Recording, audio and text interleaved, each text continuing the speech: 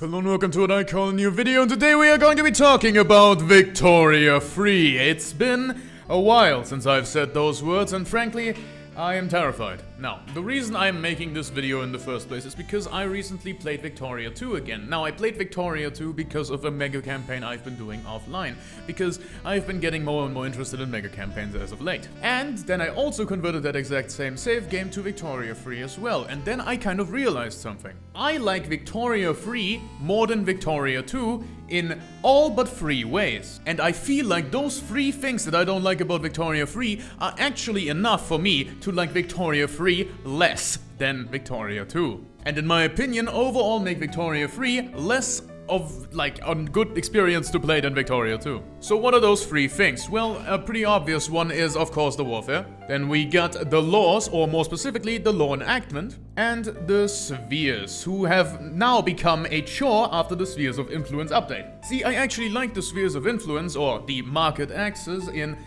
Vanilla Vic Free more than the Spheres of Influence one, because it kind of feels like the Spheres of Influence are more of a chore to play than just asking someone to have market access and then they saying yes or no. So this is a personal gripe, and I don't particularly think they're gonna go back on that. So we're just gonna cross that out of there and focus on these 2, because these 2 are the main ones I want to talk about today. And the one I want to mainly focus on being warfare. See, warfare in its current state is directionless, doesn't know what it wants to be, and overall just fucking sucks. And the team behind Victoria Free has to make a choice now. Either they go for the full manual warfare, or they go for the full autonomous warfare. See, the thing about Victoria Free's warfare is that it is neither fully manual nor fully autonomous. It is a mishmash between the 2 that makes it bad. I am someone who genuinely thinks that an autonomous warfare system can be beneficial to a game and can actually be good. However, if you do it like Victoria Free does it, where it's just awful to deal with and the front split and you have to actively move armies about and you have to actively move navies about, this is not autonomy, this is manual labor, but in a worse way because you're trying to make it autonomous. Basically, what the Victoria Free warfare system is right now is a manual warfare system where you get to control literally everything about it except the actual battle part. And so when the actual battle part is the only thing that goes wrong with your plan because of a stupid ass modifier that you rolled in the goddamn battle, then yeah, you're gonna not like the warfare system. However, if the warfare system were to focus on either being completely autonomous or completely manual, then it would actually be good. We've obviously already seen completely manual warfare combat. I mean, in Victoria 2, manual warfare exists. In Hearts of Iron 4, I would argue it's more manual than autonomous. In EU4, we have manual warfare as well. CK3, basically every Paradox game that isn't Victoria Free. So, what they will probably do is go down this route. However, what I would like them to do is actually go down the fully autonomous route. See, I don't particularly like moving about every single unit, going down 2 speeds just so I'm able to keep up with the goddamn warfare. I don't particularly like that, and I would enjoy having to just prepare my army before a war breaks out, or even during a war if it is a particularly long one. But how would you actually do a fully autonomous system? Clearly, that's what Victoria Free tried, considering it was one of their main pillars. Well, you would have to do the entire, you have to redo the entire system. See, in the version of Victoria Free that we got at launch, there was no whole state taking. Like, you took tiles. After every battle, you took a specific number of tiles, not a specific amount of tiles in a state. And see, we have to move units not on a front line, but on tiles. Instead of having to manually set generals to front lines, we would only have to prepare our army, recruit our generals, and then they will be sent to the front line as soon as we activate them. Basically, if a war breaks out, you can activate 1, 2, or literally all of your armies, just depending on the size of the war. They will then automatically go to a front line.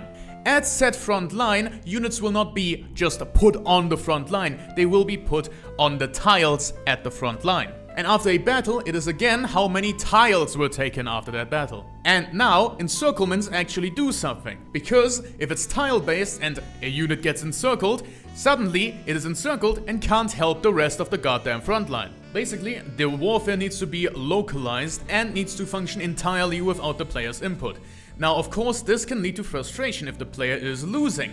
However, that will always be at fault of the player. We are going to take the RNG out of it. The stupid ass battle modifiers that they're trying to pull, fuck that. Put that out of there. No one likes it. It's just as stupid as those goddamn dice rolls. So yeah, we use the already programmed tiling system to then actually have the units on the tile. It functions basically like a CK-free army just standing in a province. We do that, but with a number of battalions. Of course, we would need to find a way to accurately convey this information, to accurately see if someone is encircled, and so on and so forth. Now, how would this single change actually benefit the army system as much as I claim it would? Well, it wouldn't just be the single change, it would also have to include laws. See, I call for a complete redesign of the law system. There are already 3 sections to laws, and you already know them. However, I propose that under these laws, there are sub-laws. For example, let's say this country that we are looking at has the monarchy. As a sub-law of the monarchy, you could introduce a parliament.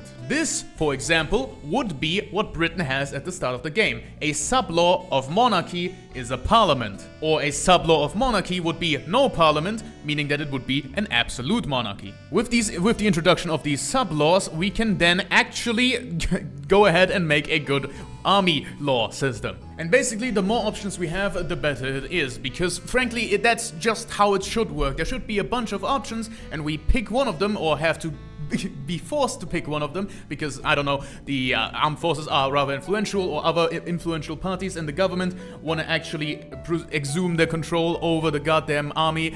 The more options we have for sub-laws, the better it is. And the more it affects the army, the better it is. Meaning that we are not fighting an equipment war, that we are also fighting a law war, we are also fighting a general war, we are fighting literally every part. Every part of our nation should combine to then do the warfare. If you want to have an autonomous warfare system, you need everything else to work together on that. Do you have slavery? Well, if you have slavery, maybe you put the slaves in the army. Maybe there's a sub-law for that. On the slaves in the army is a pretty interesting sub-law. Basically giving you better manpower, however, it gives you less damage overall because the goddamn training for slaves wouldn't be as good. Do you have serfdom? Maybe you put serfs in the army. Also, there should be a new law called mobilization. Mobilization should basically decide how many and who precisely should be recruited into the army. One mobilization law could potentially be that you can buy yourself out of the mobilization, meaning that the more you mobilize, the more money you may get. However, the more people are actually unhappy about this because they don't have enough money to buy themselves out of the army. The laws should have an underlying societal impact, and an underlying impact on the army. Every law should. The armed forces loyalty should also have an underlying impact on the army, and not just a flat, oh, you made us like you, okay, here's 10% more attack and defense, here you go. That's stupid. That's not realistic at all. It shouldn't be the armed forces as a whole, it should be the generals. If a general likes the government, the general will be like, yeah, I'm loyal to the government and I'm gonna use my loyalty and my influence that I have over my units to actively try to do the right thing, to win this war the best way I can.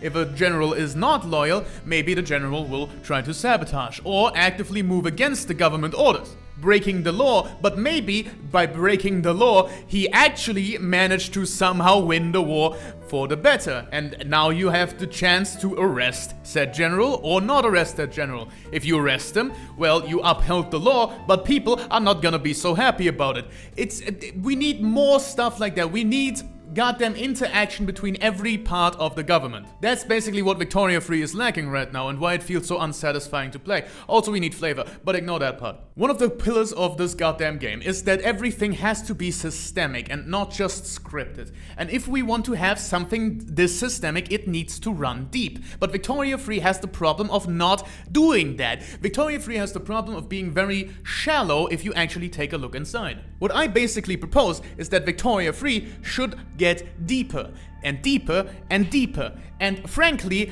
that's what CK3's been doing, and guess what? They just added fucking Asia! I want you to be good. I think you should also focus more on characters, Mr. Victoria 3. Agitators was a step in a good direction, if I do say so myself. However, they don't do enough, and I feel like characters should be in more positions. I feel like parliamentary republics should have a whole ass makeover, because you don't feel like a parliament, you just feel feel like, oh, let's put everyone in there because that's what the parliamentary republic said to do. I feel like a parliamentary republic should have actual, like, a parliament system and not just function like any other system. I think that's the big problem with the governance principle, where you basically decide monarchy, presidential republic, parliamentary. It doesn't actually change anything except legitimacy. Objectively, parliamentary republic is the best one because you can put as many people in there as possible with the least amount of legitimacy hit.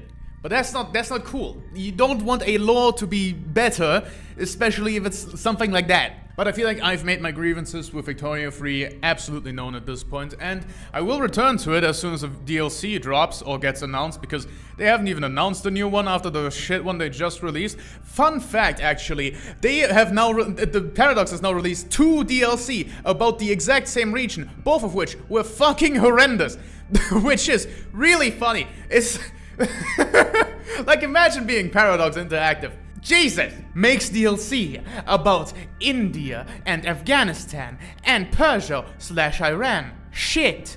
Turns around. Hoi 4 makes a DLC about India, about Afghanistan, about then Iran, and then also Iraq. Horseshit! Who could have foreseen this? Crazy!